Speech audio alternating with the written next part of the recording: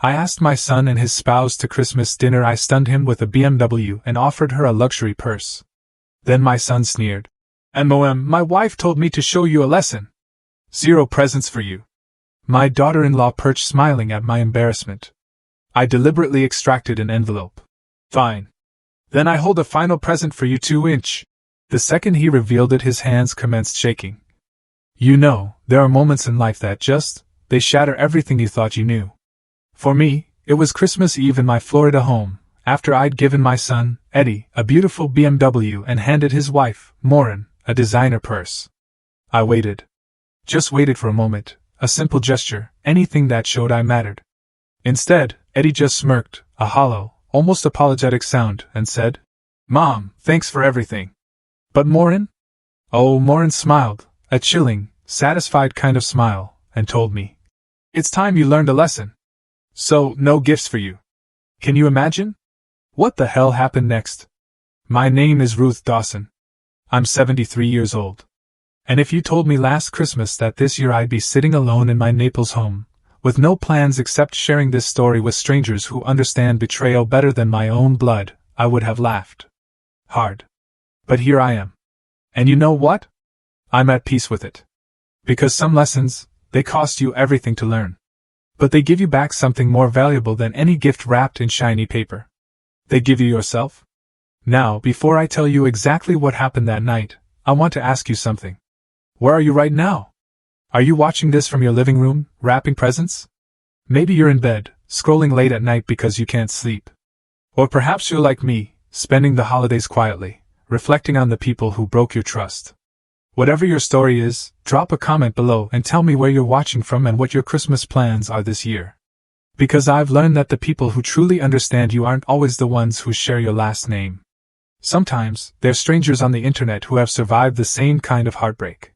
And if you've ever felt invisible in your own family, if you've ever given everything and received nothing but cruelty in return, then please stay with me. This is the night everything changed. My house, it smelled like roasted turkey and cinnamon candles. It was perfect. The Christmas tree, a grand sentinel in the corner of the living room, glittered with ornaments my late husband, Ray, and I had collected over 40 years of marriage.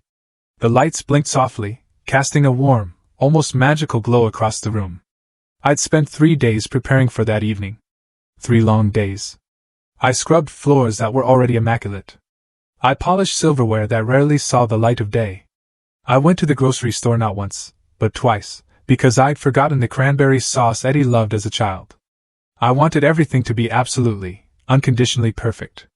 When Eddie and Maureen finally arrived, I pulled my son into a tight hug right there at the door. For a second, just a fleeting second, I felt like I had him back. He smelled like the same cologne Ray used to wear. His arms felt strong, safe, familiar. But then Maureen stepped inside, and her eyes immediately began scanning my home, not admiring, not appreciating, but assessing. Like she was taking inventory. Dinner was quiet. Stifling, almost. Eddie talked about work, and I, ever the mother, asked questions. Maureen? She scrolled through her phone, barely touching the food I'd spent hours preparing, the food that was supposed to bring us together. I noticed a bracelet on her wrist, something I'd never seen before. It looked expensive. Far more expensive than anything her boutique job could possibly afford. But I said nothing. Mothers, you see, we learn to swallow questions when we sense the answers might just hurt us. After dinner, we moved to the living room for gifts. My heart was a tangled mess of hope and apprehension. I handed Eddie a small box first. Inside were the keys to a used BMW I'd been saving for months to buy him. Not because I owed him anything. Not because I desperately craved his approval. But because a mother's love, it doesn't just disappear, even when her heart has been bruised, repeatedly. When he opened it, his face went utterly blank. Then, his eyes filled with shock. "Mom," he whispered. "A BMW? You didn't have to do this." I just smiled softly. "I wanted to," I told him. He hugged me. A real hug. The kind that instantly transported me back to the boy he used to be, before marriage, before her, changed him.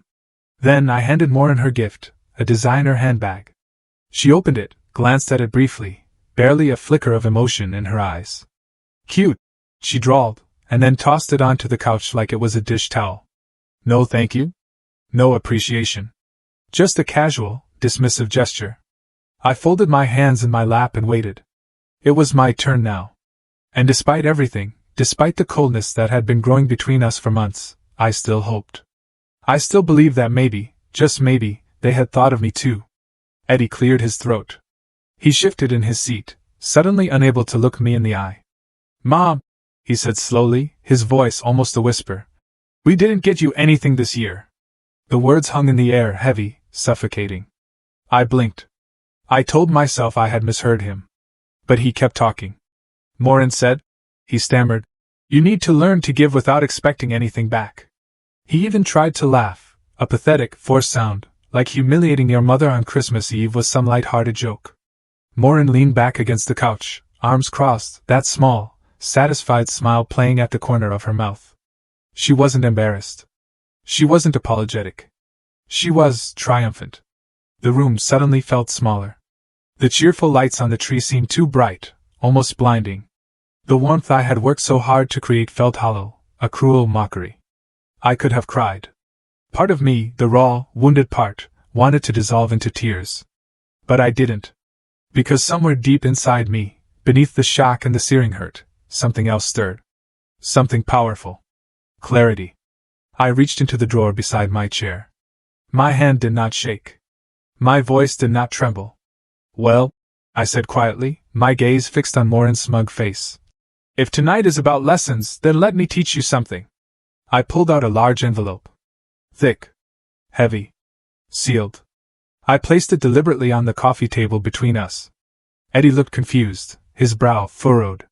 Morin's smile, it faded. Just slightly. "Go on," I said. "Open it." They had no idea.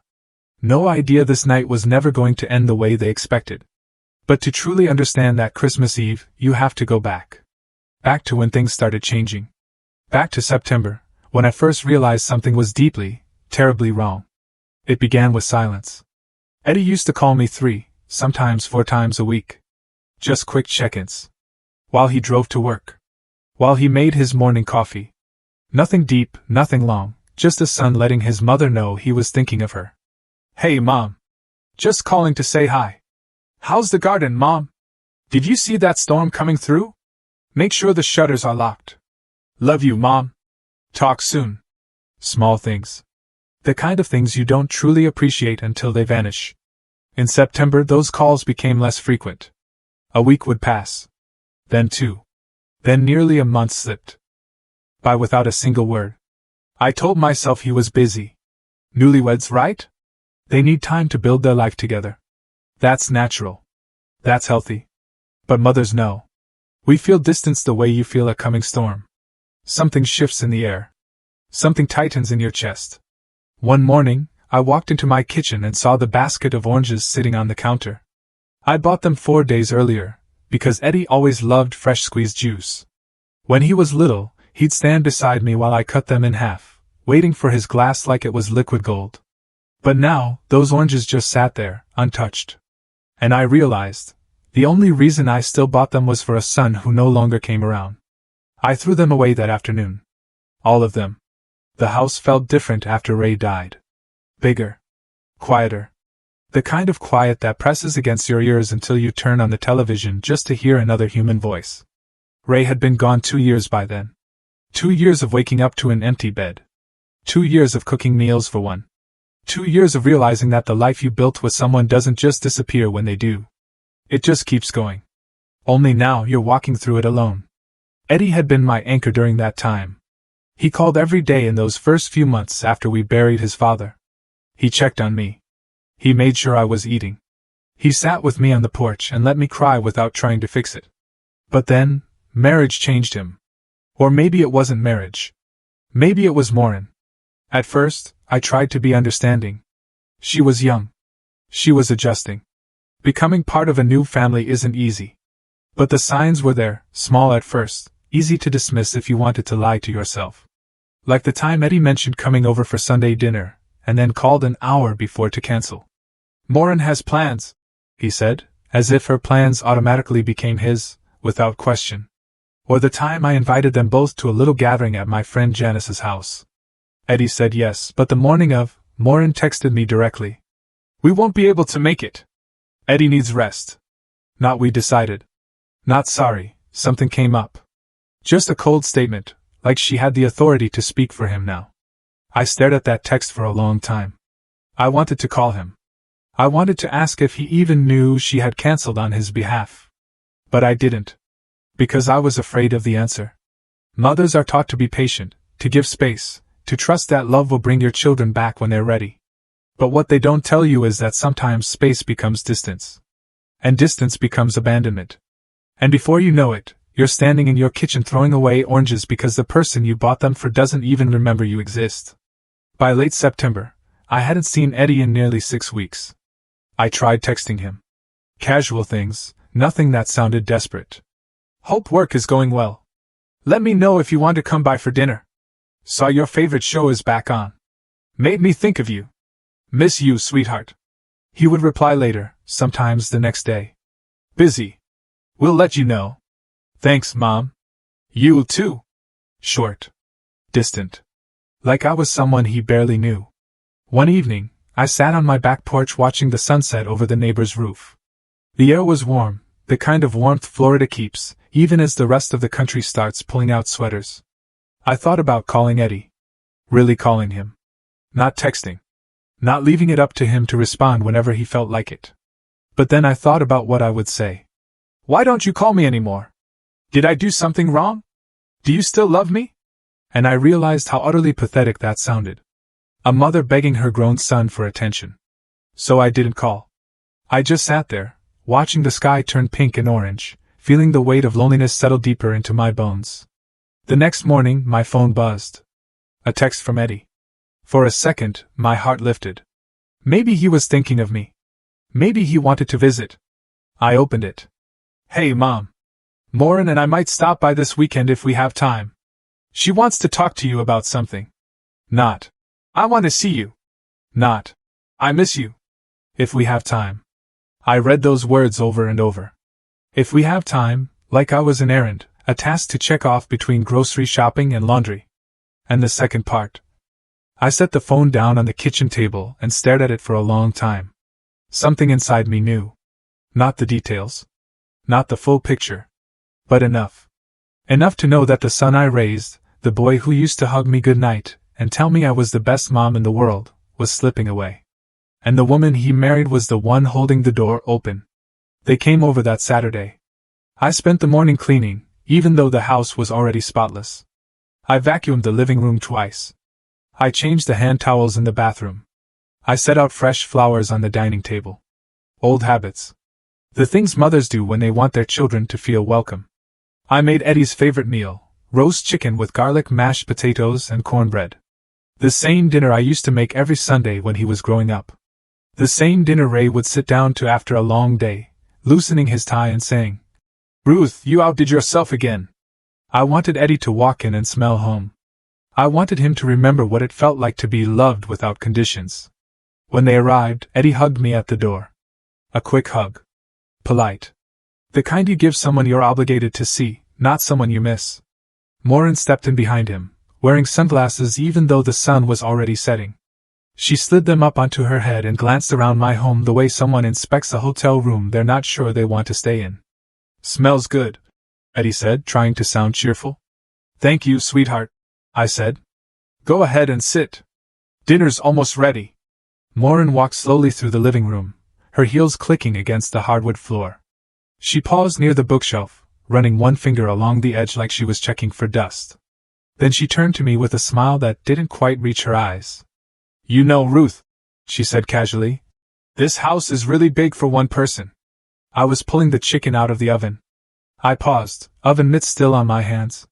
"It's the house Ray and I built together," I said quietly. "It holds a lot of memories." She shrugged, examining her nails. "Sure, but practically speaking, it's a lot to maintain.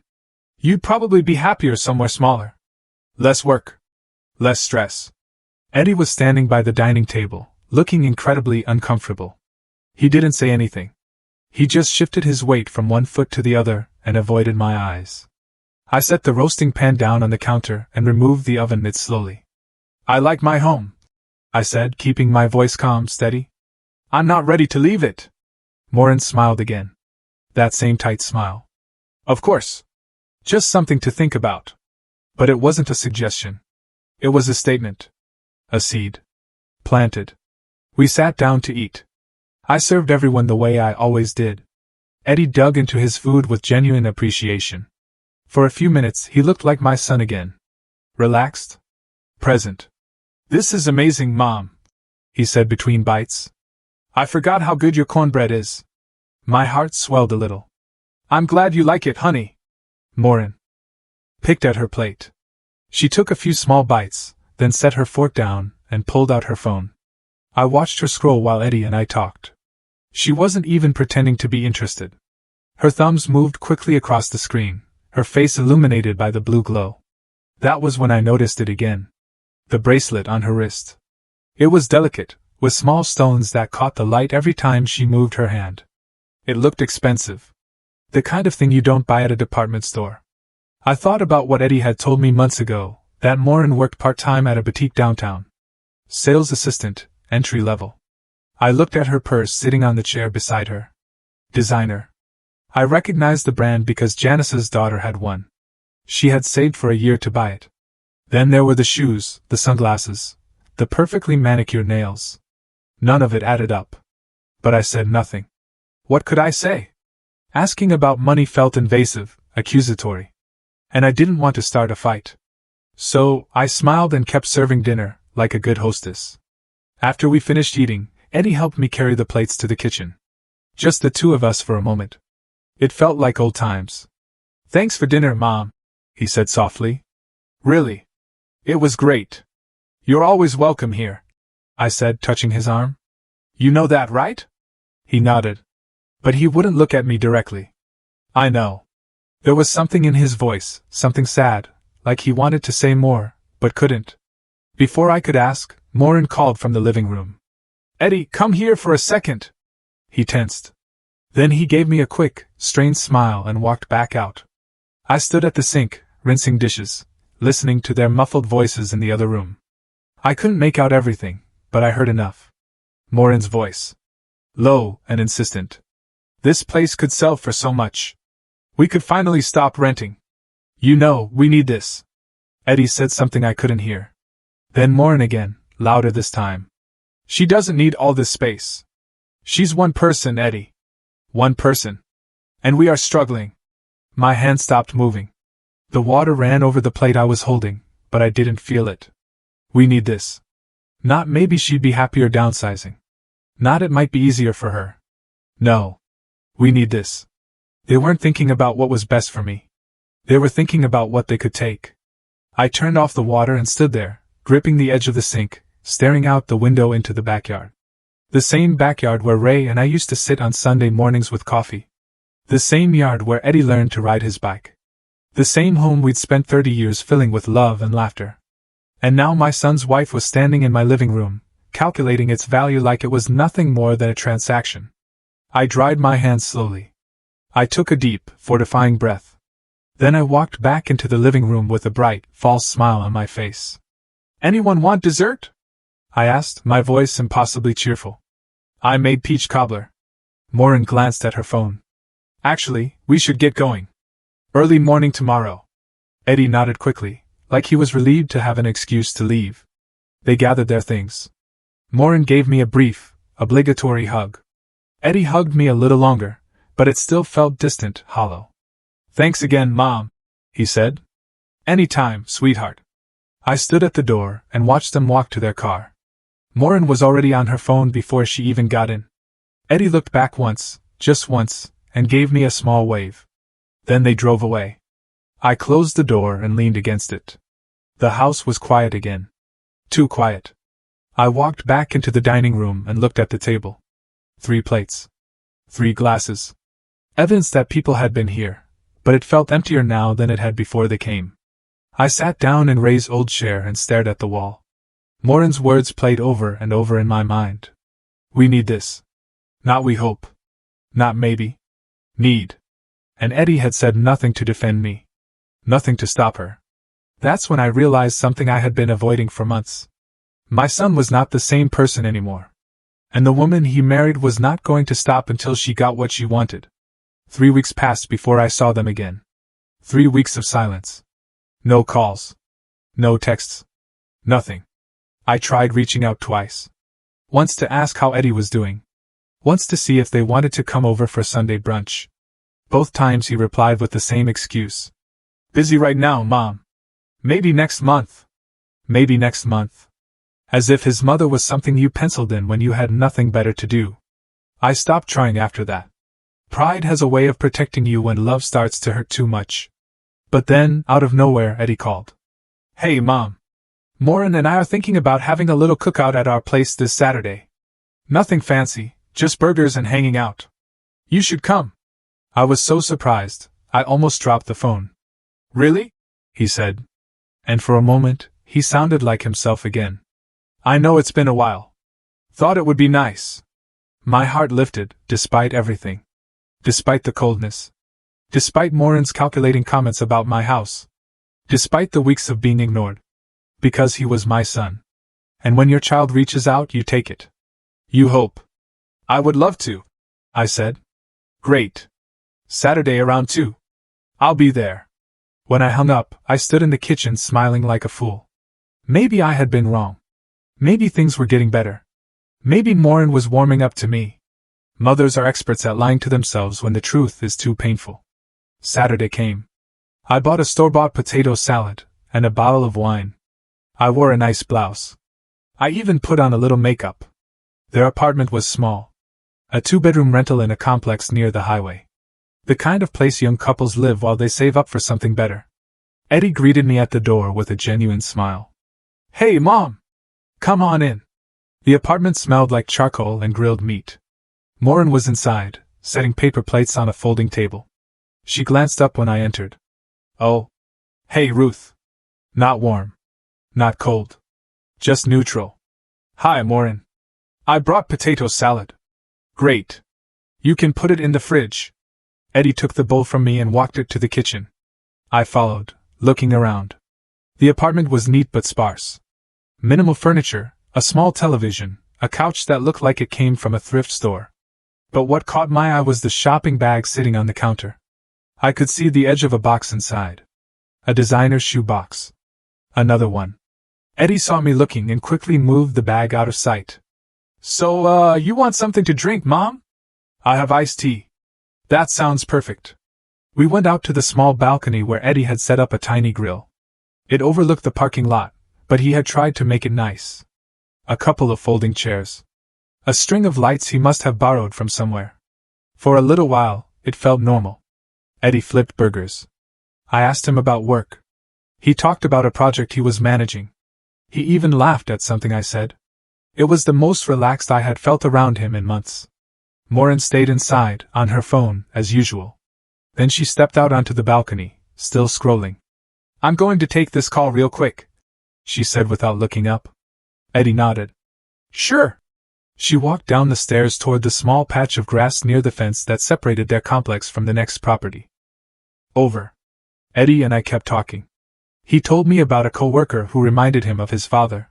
The way the man organized his desk. The way he told terrible jokes but somehow made people laugh anyway. It was the first time Eddie had mentioned Ray in months. I smiled, even though my throat felt tight. Your dad would have liked him, I said softly. Eddie nodded. Yeah, he would have. Then I heard it. Maureen's voice. She was standing near the fence, her back to us, phone pressed to her ear. Her voice was low, but the wind carried it just enough. No, he doesn't suspect anything. Just give me time. I froze. Eddie was focused on the grill, oblivious. Maureen kept talking. Once the house sells, everything will fall into place. I just need him to convince her.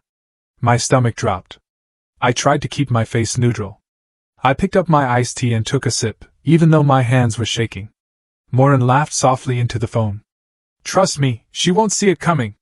Eddie flipped a burger and glanced over at her. She okay? He asked me absently. I nodded, not trusting my voice. Maureen said a few more words I couldn't make out, then ended the call. She turned and walked back up the stairs, slipping her phone into her pocket like nothing had happened. Everything good? Eddie asked. Yeah, just work stuff, she said smoothly. She sat down in the chair beside me and smiled. That same tight smile I had seen at my house. I looked at her, really looked at her, and for the first time, I didn't see my son's wife. I didn't see someone trying to adjust to a new family. I saw someone with a plan. The rest of the cookout passed in a blur. I don't remember what we talked about. I don't remember what the food tasted like. All I could hear was her voice. Once the house sells, everything will fall into place. Not if. Once. Like it was already decided. When it was time to leave, Eddie walked me to my car. Thanks for coming, Mom, he said. It was really good to see you. I hugged him tight. Tighter than usual. I love you, sweetheart, I said. Love you too. I got in my car and drove home in silence. My mind raced the entire way. Who was she talking to? What did she mean by he doesn't suspect anything? Was she talking about Eddie? Was there someone else? And the house? My house. She was already planning for it to be sold. Already dividing up money that wasn't hers. Already treating my home like it was a done deal.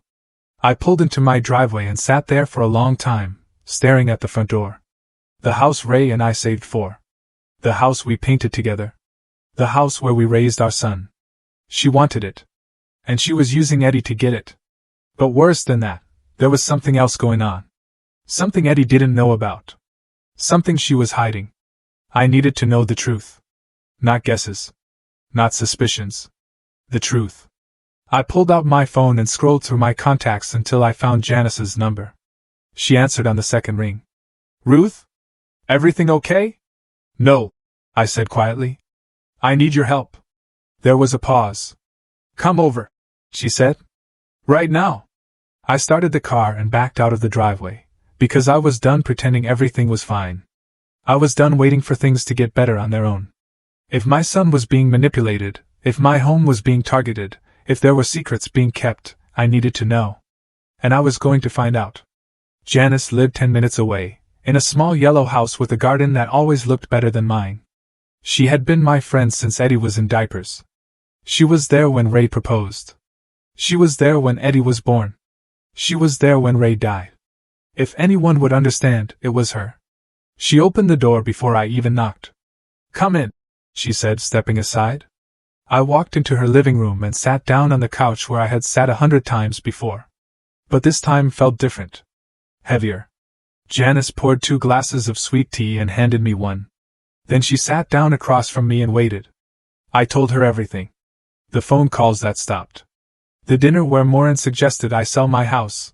The cookout where I overheard her talking about a plan. The expensive things she kept buying. The way Eddie had changed. When I finished, Janice was quiet for a long moment. Then she leaned forward and took my hand. Ruth, she said gently, this isn't something you guess about. You need to know the truth. Not suspicions. Not assumptions. The truth. But how? I asked. I can't just accuse her of something without proof. Eddie would never forgive me. Janice nodded slowly. I know someone, she said. A retired police officer.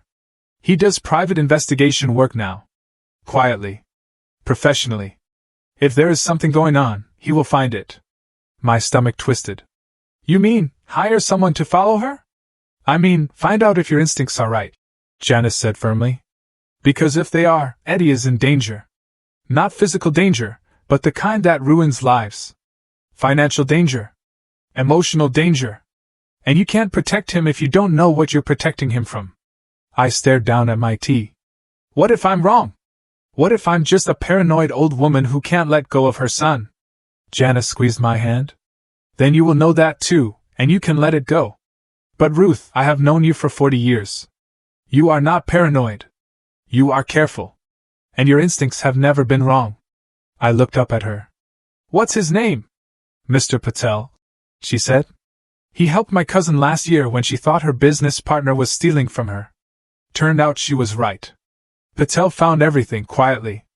No drama, just facts. She wrote down his number on a piece of paper and handed it to me. I stared at it for a long time. Hiring someone to investigate your own family felt like a betrayal. It felt like admitting that love wasn't enough. That trust had limits. But then I thought about Morin's voice near the fence.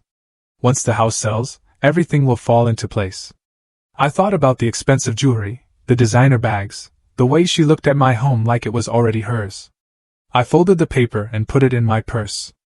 "Thank you," I said quietly. Janice walked me to the door and hugged me tight. "You're doing the right thing," she whispered.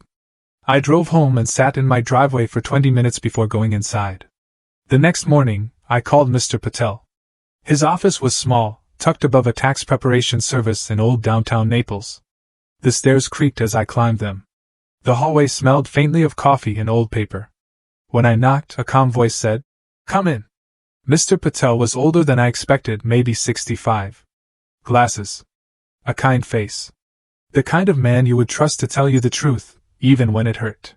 He gestured to the chair across from his desk. "Mrs. Dawson?" "Yes," I replied. "Janice told me you might call. Please sit." I sat down and folded my hands in my lap. I didn't know where to start. He waited patiently, not rushing me. Finally I spoke. "I think my daughter-in-law is planning something. Something that involves my house, and maybe someone else. I don't have proof. Just a feeling. And one conversation I wasn't supposed to hear." I told him everything. The same story I had told Janice. He listened without interrupting. He took notes on a yellow legal pad. When I finished, he set his pen down and looked at me. "Mrs. Dawson," he said gently, "what you are describing sounds like a pattern. The expensive items, the pressure to sell your home, the private phone calls, these are not random. They suggest intent. So you think I'm right? I think you deserve to know the truth," he said. "And I can help you find it. But I need to be honest with you about something." I nodded. "If I look into this, I may find things you don't want to see. Things about your daughter-in-law. Maybe things about your son. The truth does not always feel good." My throat tightened. "I understand." He leaned back in his chair. "I will need 2 weeks. Maybe less. I will follow her, document her activities, look into her finances if possible, see who she is meeting with. And then I will bring you everything I find." "How much will this cost?" He named a price. It was more than I wanted to spend. But less than losing my home. Less than watching my son be used. "Okay," I said. He nodded and stood, extending his hand. "I will be in touch soon." I shook his hand and left.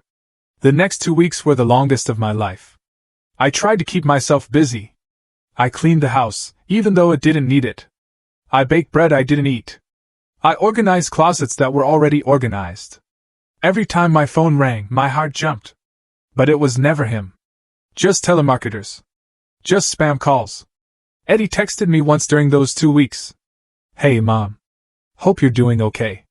We'll try to visit soon. We'll try. Not we miss you. Not we want to see you. We'll try." I stared at that message for a long time before replying. "Looking forward to it, sweetheart." I didn't hear back. At night, I lay awake staring at the ceiling, imagining what Patel might find. Part of me hoped he would find nothing. That Morin was just materialistic. That the phone call meant something harmless. That I was overreacting. But another part of me, the part that had been silenced by doubt and guilt for months, knew better. Mothers know. We feel danger around our children the way animals sense storms. And I had been sensing this storm for a long, long time. On the 14th day, my phone rang. A no-caller ID number. I answered. "Mrs. Dawson, this is Mr. Patel." My hand tightened around the phone. "Yes? I have what you asked for," he said quietly. "You should come by." My heart sank. "Did you find something?" There was a pause. "Yes," he said. "I think it is better if we talk in person." I closed my eyes. "I'll be there in an hour." I hung up and sat down on the edge of my bed. My hands were shaking. For 2 weeks, I had been telling myself that maybe I was wrong. Maybe this was all in my head. Maybe I was just a lonely widow looking for problems where there were none. But the tone in Patel's voice told me everything I needed to know. He had found something. And it was bad. I stood up slowly, grabbed my purse, and walked to my car. The drive to his office felt longer than it should have. Every red light seemed to last forever. Every turn felt deliberate. When I finally climbed those creaky stairs again and knocked on his door, he opened it immediately. His face was serious. "Come in, Mrs. Dawson." I walked inside and sat in the same chair I had sat in 2 weeks ago. Patel sat down across from me and placed a thick manila folder on the desk between us. He looked at me for a long moment. "Before I open this," he said gently, "I want you to know that what you are about to see is going to hurt. But you asked for the truth, and you deserve it." I nodded, my throat too tight to speak. He opened the folder slowly. And then he said the words I will never forget. "You should brace yourself." The first thing Mr. Patel pulled from the folder was a photograph. He slid it across the desk toward me without saying a word. I picked it up with trembling hands. It was Morin, standing outside a restaurant I didn't recognize, wearing a dress I had never seen her in, smiling. But she wasn't alone. A man stood beside her, tall, well-dressed. His hand rested on the small of her back in a way that was far too familiar, too comfortable. I stared at the photo, trying to make sense of it. "Who is this?" I asked quietly. "His name is David Brennan," Patel said. "He owns a commercial real estate firm in Fort Myers." I looked up at him. "Real estate?" Patel nodded slowly. He pulled out another photograph.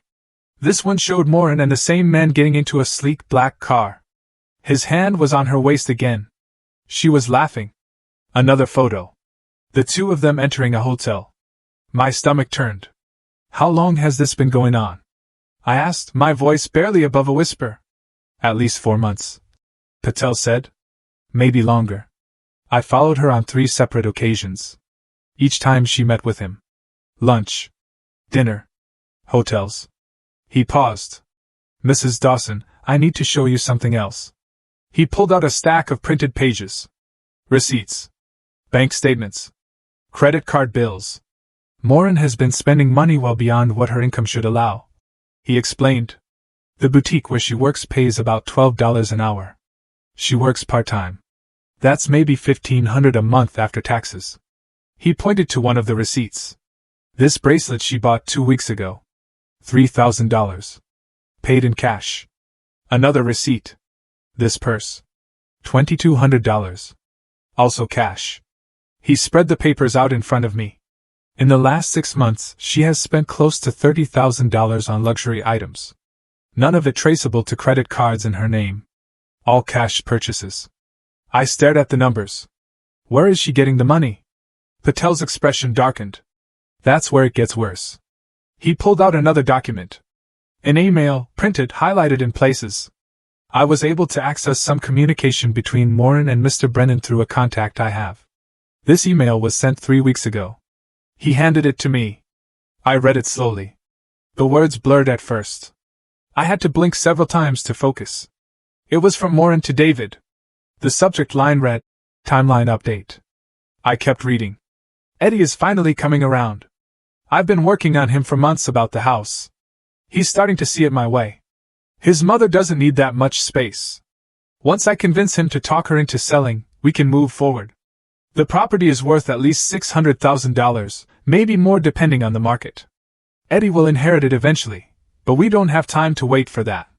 I need him to push her to sell now, while she is still healthy and can be persuaded. Once the sale goes through, Eddie and I will have enough for a decent down payment on our own place. That should keep him happy and distracted for a while. After the divorce is finalized, you and I can move forward without any complications. He still doesn't suspect anything. Just keep being patient. This will all be worth it." I read it 3 times. Each time the words hit harder. After the divorce is finalized, he still doesn't suspect anything. Once the sale goes through. My hand started shaking so badly I had to set the paper down. "She's planning to leave him," I whispered. Patel nodded. "Yes. But not until after she gets what she wants. The plan seems to be this: convince Eddie to pressure you into selling your home. Use the proceeds to buy a house together. Then, once everything is settled and the money is secure, she files for divorce. In a marriage that short, with joint property involved, she could walk away with a significant amount." I felt sick. "And Eddie has no idea?" "None," Patel said. "From what I can tell, he believes she loves him. He believes they are building a life together. He has no idea she is using him as a stepping stone. I pressed my hand to my mouth. All this time, I thought Morin was just manipulative. Just greedy. Just a bad influence. But this was so much worse. She wasn't just after my house. She wasn't just pressuring Eddie. She was destroying him. Using his trust. Using his love. Using his loyalty to his mother as a weapon to get what she wanted. And when she was done, she was going to leave him with nothing. Patel reached across the desk and placed a steady hand on the table near mine. I know this is hard to hear, he said gently. But you needed to know. Because if you don't stop this, your son is going to lose everything. His marriage. His money. And possibly his relationship with you if he blames you for not selling when she asked. I looked up at him, tears blurring my vision. What kind of person does this? I whispered. Patel's face was kind but firm. The kind who sees people as tools, Mrs. Dawson, not as human beings. He gathered the photos and documents back into the folder and closed it. You have options now, Mrs. Dawson. You can show this to Eddie. You can confront Morin. You can protect your assets legally so she never gets what she is after. Or you can do all three. I wiped my eyes and took a deep breath. I need to protect my home first, I said before anything else. If she's planning to manipulate Eddie into making me sell, I need to make sure that's not even possible. Patel nodded. Smart. I know a good family attorney, someone who specializes in estate planning and asset protection. I can give you her number. Please. He wrote down a name and number on a small card and handed it to me. Attorney Rebecca Harris. She will be able to help you set up a trust or other legal protections. Patel said, make sure your property stays yours, no matter what anyone tries. I took the card and slipped it into my purse along with the folder. Thank you, I said quietly, for finding the truth. Even though it hurts. Patel stood and walked me to the door. Mrs. Dawson, he said as I stepped into the hallway, you are stronger than you think. And you are doing the right thing. Not just for yourself. For your son, too. I nodded, though I wasn't sure I believed him. I walked down those creaky stairs and out into the sunlight. The world looked the same as it had an hour ago. The same streets. The same sky. The same warmth in the air. But everything had changed. I got into my car and sat there for a long time, staring at the folder on the passenger seat. Inside were photographs of betrayal. Proof of lies. Evidence of a plan designed to destroy my son's life and steal everything my husband and I had worked for. I thought about Eddie. The way he used to look at Morin when they first started dating, like she was the most wonderful thing that had ever happened to him. I thought about the way he defended her. The way he pulled away from me to make her happy. And now I knew why. Because she had been whispering in his ear for months, planting seeds of doubt, making him believe that his mother was the problem. That I was holding them back. That my house was an opportunity, not a home. And he believed her. Because he loved her. And she was using that love like a tool. I picked up the folder and held it against my chest. She wasn't just coming for my son. She was coming for everything. But she made one mistake. She underestimated me. She thought I was just a lonely old widow who would do anything to keep her son happy. She thought I would be easy to manipulate. Easy to pressure. Easy to break. She was wrong. I started the car and pulled out of the parking lot. I had work to do. And this time, I wasn't going to wait for someone else to protect me. I was going to protect myself. And I was going to protect my son, whether he knew he needed it or not. The next morning, I called attorney Rebecca Harris. Her office was downtown, in one of those newer buildings with glass windows and polished floors. The kind of place that felt professional. Serious. The receptionist led me to a small conference room where Rebecca was waiting. She was younger than I expected, maybe in her late 30s, with sharp eyes and a calm presence that put me at ease immediately. Mrs. Dawson, she said, standing to shake my hand. Mr. Patel told me you might be calling. Please have a seat. I sat down and placed the folder Patel had given me on the table between us. I need to protect my home, I said simply. And I need to make sure no one can pressure me into selling it. Not my son. Not his wife. No one. Rebecca nodded and opened a notepad. Tell me what's going on. I told her everything. The whole story. Morin's manipulation. The affair. The plan to use Eddie to convince me to sell. The emails outlining her timeline. Rebecca listened without interrupting. When I finished, she sat back in her chair and folded her hands. "Mrs. Dawson, you have more control than you realize," she said. "And we can make sure it stays that way." She explained it to me in terms I could understand, a living trust. It would allow me to keep complete control of my property while I was alive.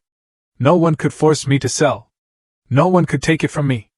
And when I eventually passed, the house would transfer according to my wishes, not someone else's demands. "We can also add conditions," Rebecca said. "For example, if you want to ensure that your son inherits the property, we can include a clause that protects it from being claimed by a spouse in a divorce. We can also specify that if anyone has attempted to manipulate or pressure you into selling, they are excluded from inheritance entirely." I stared at her. "You can do that?" "Absolutely. It's your property, Mrs. Dawson.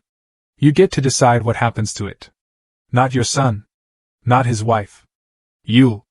For the first time in months, I felt something I had almost forgotten. Power. Not over other people, but over my own life. My own choices. "I want that," I said firmly. "All of it." Rebecca smiled. "Good. I'll draft the documents. You'll need to sign them in front of a notary, and I'll make sure everything is filed properly. Once it's done, your home is protected permanently."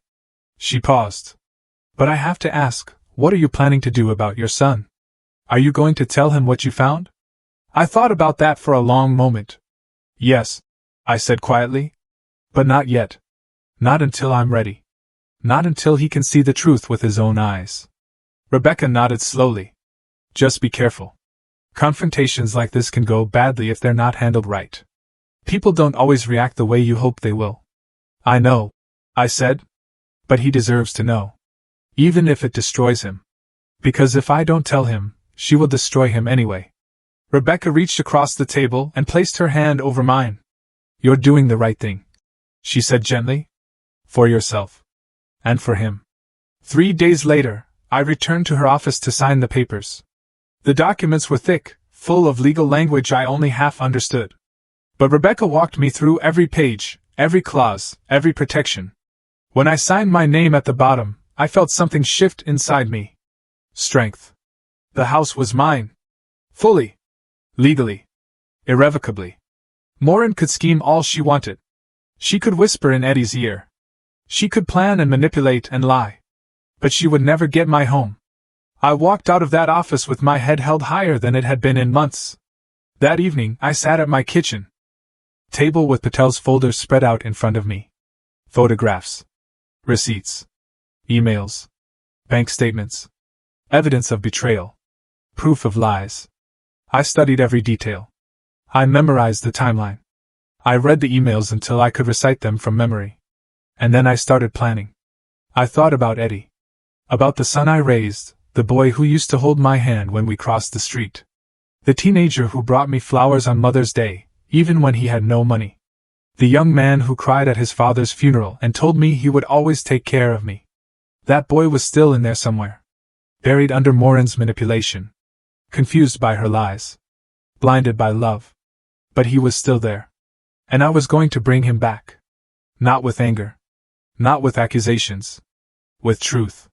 I needed him to see what I had seen, to feel the betrayal I had felt, to understand that the woman he loved was using him as a tool to steal from his own mother. But I also needed to be smart. If I just showed him the folder and said, "Look what your wife is doing," he would defend her. He would make excuses. He would accuse me of being jealous or controlling, or unable to let go. That's what people do when the truth is too painful. They reject it. They protect the lie, because the lie feels safer. So I needed a moment. A moment where he could not deny what was right in front of him. A moment where the truth was undeniable. I thought about holidays. About family traditions. About the times when people let their guard down and show who they really are. And then it came to me, Christmas Eve. I pulled out my calendar and counted the weeks. 2 months. I had 2 months to prepare. 2 months to make sure everything was in place. 2 months to plan the one night that would change everything. I reached for a pen and a piece of paper. I started writing. A guest list, just Eddie and Morin. A menu, Eddie's favorite foods, the meals I used to make when he was a boy. Gifts. I thought carefully about this. What would mean something to Eddie? What would show him I still loved him, even after everything? A car. He had been talking about wanting a nicer vehicle for months. I had been saving, not because I owed him anything, but because love doesn't stop just because it has been hurt. And for Maureen? A designer handbag.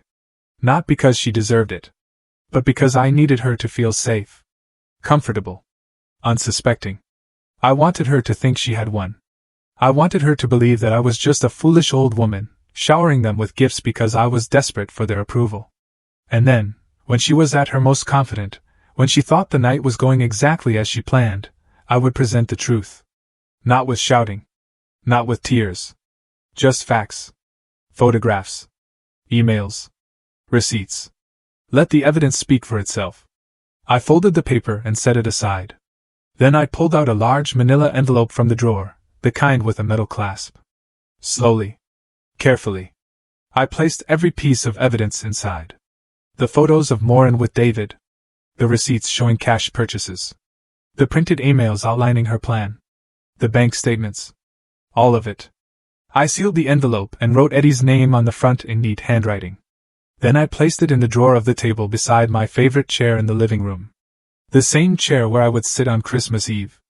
The same chair where I would hand my son the truth. I stared at the envelope for a long time. Part of me wanted to call Eddie right now, to warn him, to beg him to see what was happening before it was too late. But I knew that wouldn't work. He had to see it himself. He had to feel the weight of betrayal in his own hands. I closed the drawer and stood up. 2 months. I could wait 2 months. I had waited this long already. I walked to the window and looked out at the street. The sun was setting. The sky was turning pink and orange the way it always did in Florida. For the first time in a long time, I didn't feel afraid. I didn't feel weak. I felt ready. Maureen thought she was playing a game. She thought she had all the pieces in place. She thought she was 10 steps ahead. But she forgot something crucial. Mothers do not give up on their children. Not when they are in danger. Not when they are being used.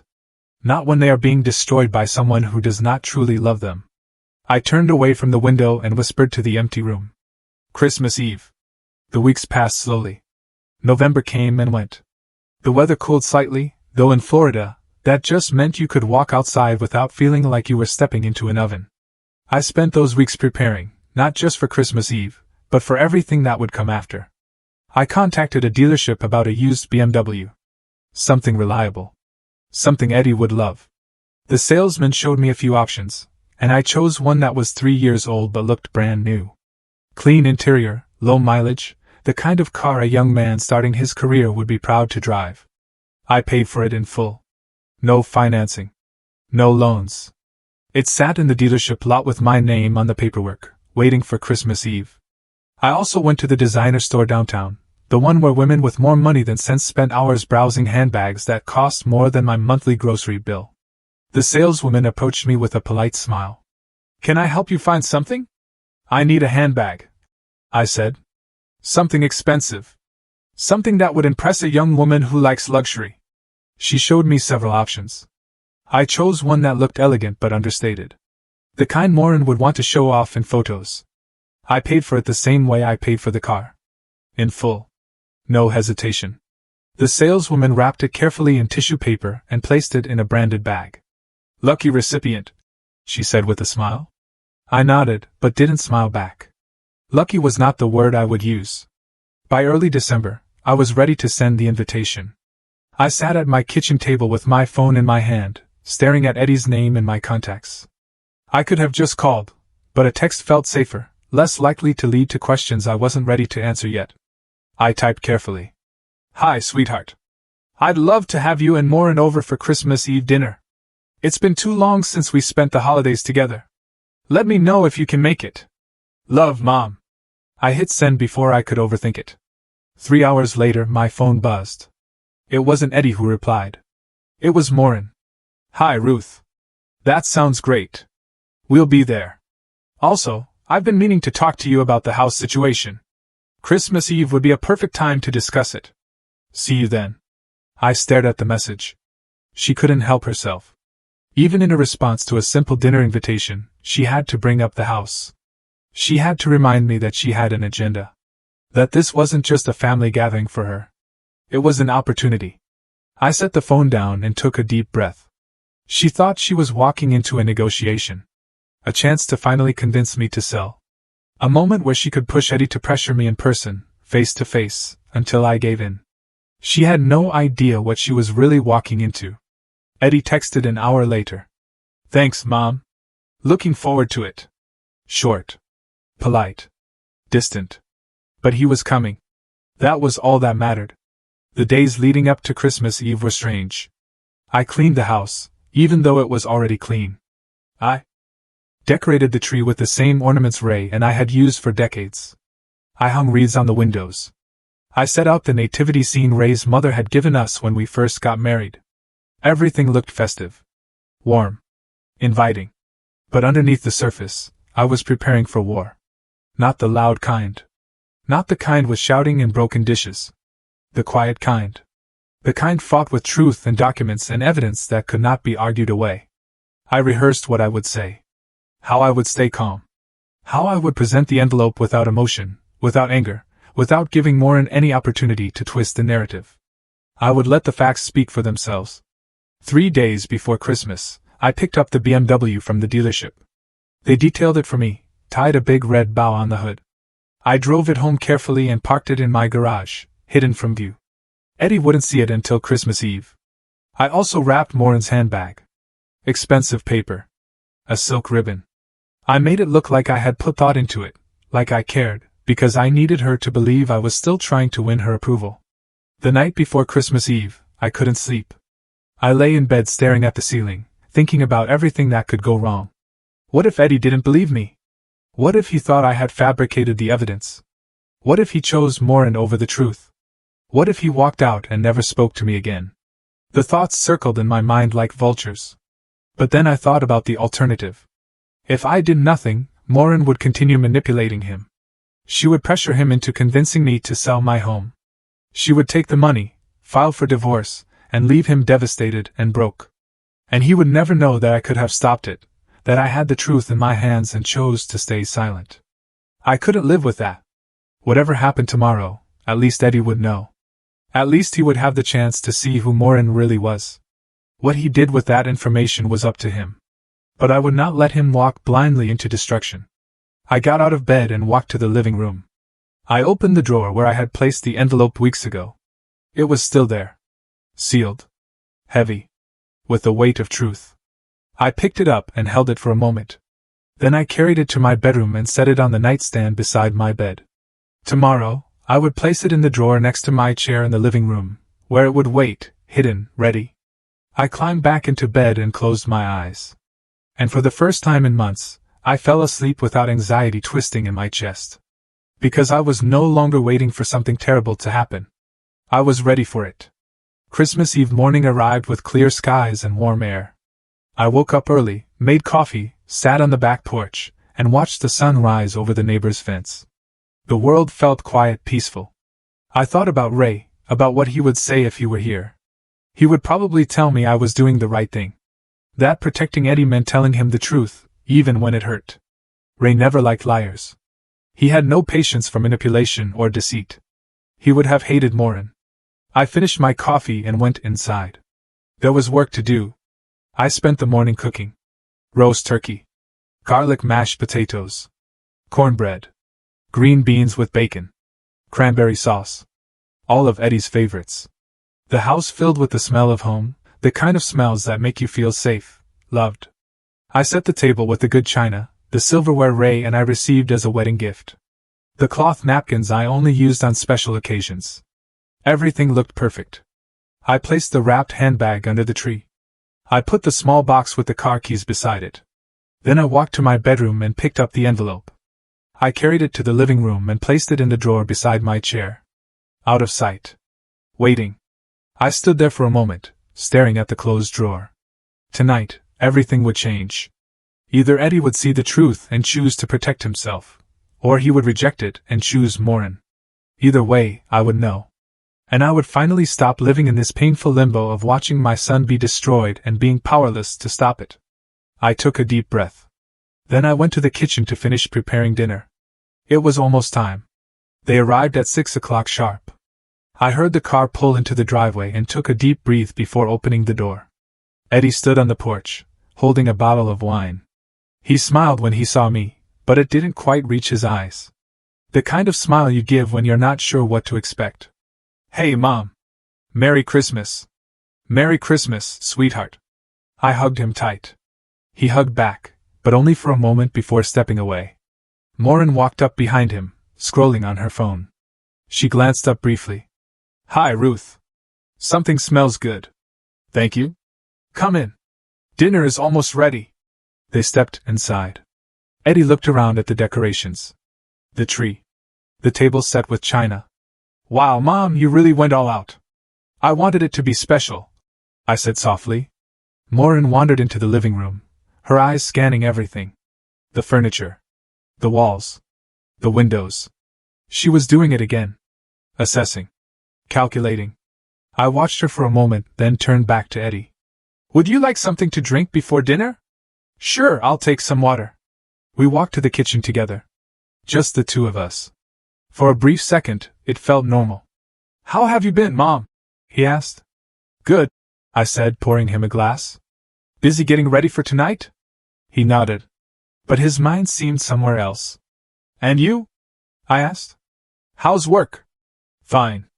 Busy. You know how it is." He took the glass and drank without looking at me. I wanted to reach out, to touch his arm, to tell him everything right then and there. But I held back. "Not yet." Maureen appeared in the doorway. "Eddie, come look at this." He glanced at me, then walked out of the kitchen. I stood there alone, gripping the edge of the counter. Dinner was tense. We sat at the table with plates full of food, but the conversation felt forced, hollow. Eddie talked about work. I asked polite questions. Maureen said almost nothing. She picked at her turkey, scrolled through her phone between bites, and checked her watch twice, like she had somewhere better to be. I tried to ignore it. I focused on Eddie, on the way he ate the mashed potatoes, the same way he had as a child, mixing in too much butter. For a moment, I allowed myself to remember the boy he used to be. The boy who laughed at my terrible jokes. The boy who helped me carry groceries without being asked. The boy who told me I was the best cook in the world, even when I burned the roast. That boy was still in there. I had to believe that. After dinner, we moved to the living room. The tree lights blinked softly. The room felt warm, almost peaceful. But my heart was pounding. "Should we do gifts?" I asked, keeping my voice light. Eddie nodded. "Sure." I reached under the tree and pulled out the small box first, the one with the car keys inside. I handed it to Eddie. "This is for you, sweetheart." He looked surprised. "Mom, you didn't have to get me anything." "I wanted to." He opened the box slowly. When he saw the keys, his face went blank. Then his eyes widened. "Mom, are these—" "Go look in the garage," I said quietly. He stood up, holding the keys like they might disappear if he moved too fast. He walked to the side door that led to the garage and opened it. I heard his breath catch. "Mom! A BMW?" He turned to look at me, his face a mixture of shock and disbelief. "You didn't have to do this." "I know," I said. "But I wanted to. You work hard. You deserve something nice." He walked back into the living room and hugged me. A real hug this time. The kind that reminded me why I was doing all of this. "Thank you," he whispered. "I don't know what to say." "You don't have to say anything." He pulled back, his eyes glistening slightly. Maureen was still sitting on the couch, watching with an unreadable expression. I picked up the second gift, the designer handbag. "And this is for you, Maureen." She took it without standing. Opened it carefully. Lifted the bag out of the tissue paper. For a second, her eyes lit up. She turned it over in her hands, examining the brand label. Then she pulled out her phone and took a quick photo of herself holding it. "Cute," she said flatly. She set the bag down on the couch beside her like it was a throw pillow. No thank you. No appreciation. Just a dismissive acknowledgement. Eddie frowned slightly, but said nothing. I folded my hands in my lap and waited. This was it. The moment I had been dreading and preparing for at the same time. Eddie cleared his throat. Mom, about your gift. I looked at him. He shifted uncomfortably. He wouldn't meet my eyes. We didn't get you anything this year. The words hung in the air. I blinked. My chest tightened. Oh, I said softly. Eddie tried to laugh it off. Yeah, Morin said, well, she said you need to learn to give without expecting anything back. You know, like generosity shouldn't come with strings attached. He was trying to make it sound reasonable, philosophical even, but the words landed like stones. I looked at Morin. She was leaning back against the couch, arms crossed, a small, satisfied smile on her face. Not embarrassed. Not apologetic. Proud. Eddie kept talking, his voice growing quieter. It's not personal, Mom. It's just. Morin thinks it's important that we all learn to be less materialistic, especially around the holidays. He gestured vaguely at the gifts I had given them. You've been so generous, and we appreciate it. We really do. But we thought maybe this year you could just enjoy giving without needing something in return. His voice trailed off. Morin's smile widened just slightly. She thought she had won. She thought this moment, this humiliation, would break me. Would make me desperate for their approval. Would make me willing to do anything to get back into their good graces, including selling my house. I sat very still. The room felt smaller. The lights too bright. The warmth I had worked so hard to create felt hollow. But I did not cry. I did not beg. I did not react the way she expected. Instead, I felt that same clarity I had felt months ago. The same strength I had felt when I signed the legal documents protecting my home. I reached into the drawer beside my chair. My hand did not shake. I pulled out the envelope, thick, heavy, sealed with the truth inside. I placed it on the coffee table between us. Eddie looked confused. Morin's smile faded. Just slightly. Well, I said quietly, my voice steady, my gaze fixed on Morin. If tonight is about lessons, then let me teach you something. Go on, I said, looking directly at her. Open it. Eddie glanced at Morin. Then at the envelope. Morin leaned forward slowly. Her fingers hesitated for just a moment before she picked it up. She unsealed the metal clasp and pulled out the first photograph. The color drained from her face. Eddie leaned closer, frowning. What is that? Morin tried to shove the photo back into the envelope, but Eddie grabbed her wrist. Let me see. He pulled the envelope toward him and dumped the contents onto the table. Photographs scattered across the surface. Receipts. Printed emails. Bank statements. Eddie picked up one of the photos. His hand started to shake. It was Morin with another man, his hand on her waist, her smiling up at him. Eddie's face went pale. What? What is this? His voice cracked. He picked up another photo, then another. Then he saw the email. The one where Morin outlined her plan. The timeline. The divorce. The house. He read it slowly, his lips moving slightly as he processed each word. When he finished, he looked up at Morin. Tell me this isn't real. Morin opened her mouth, closed it, opened it again. Eddie, it's not what it looks like.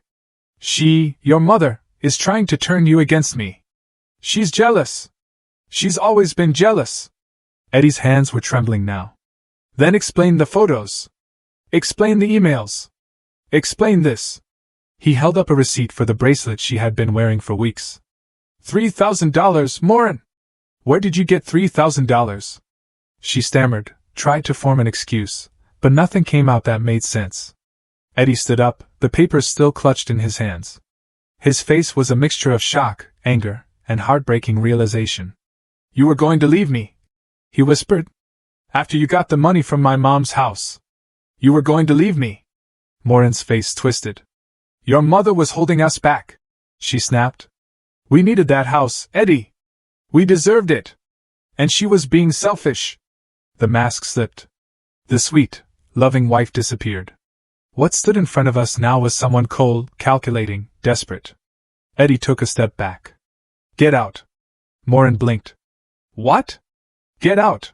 His voice was low, controlled, but shaking with pure, unadulterated rage. Eddie, please, just listen. No, he shouted. Get out of my mother's house. Now. Morin stood frozen for a moment. Then, with a burst of fury, she grabbed her purse and the designer handbag I had just given her. Fine. You'll regret this, Eddie. You'll regret choosing her over me.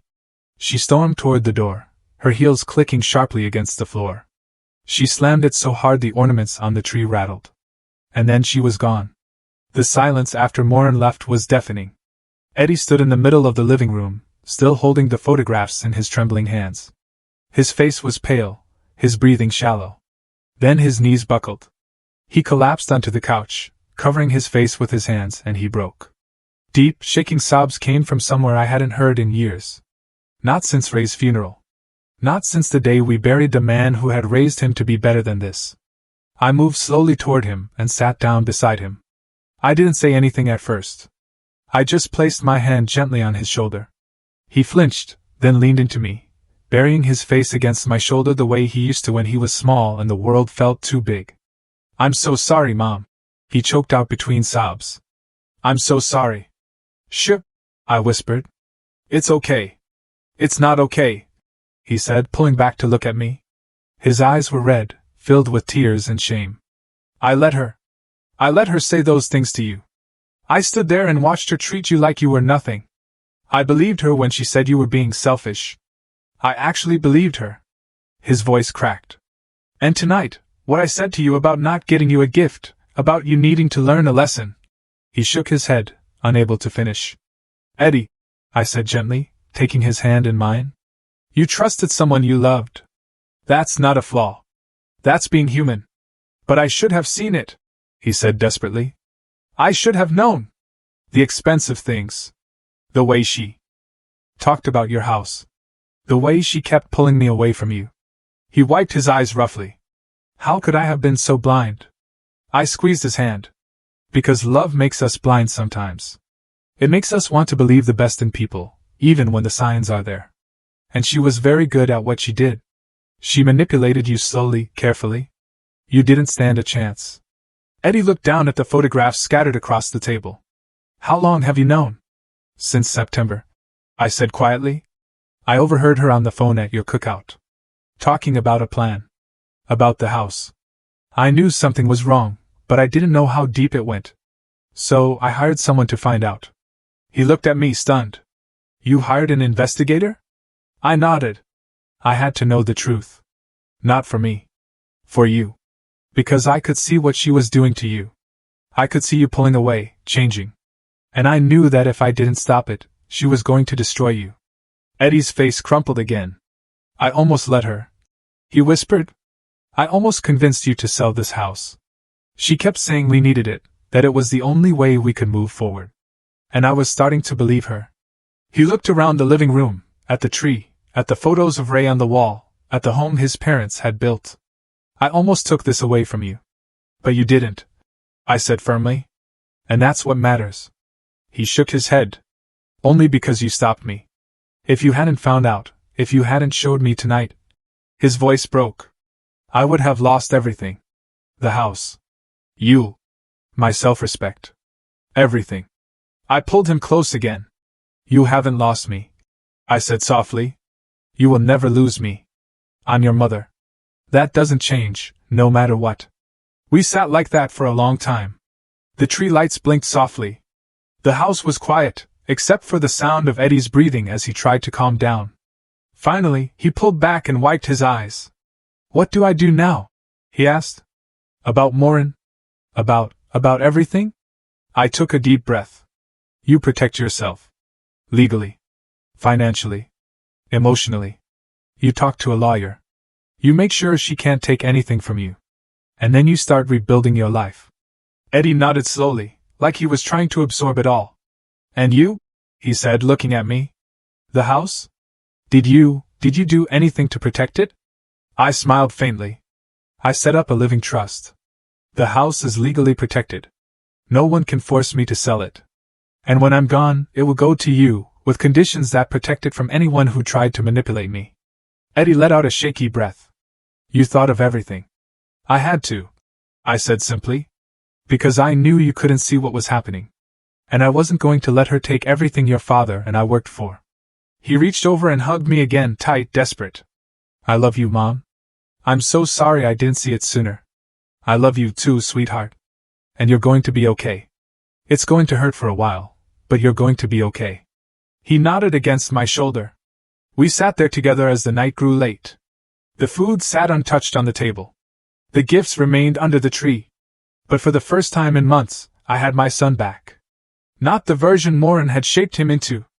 Not the distant, cold stranger who avoided my calls. The real Eddie. The boy I raised. The man his father would have been proud of. Eventually, Eddie stood up. I should go, he said quietly. I need to figure out where I'm staying tonight. I can't go back to the apartment. You'll stay here, I said firmly. In your old room. For as long as you need.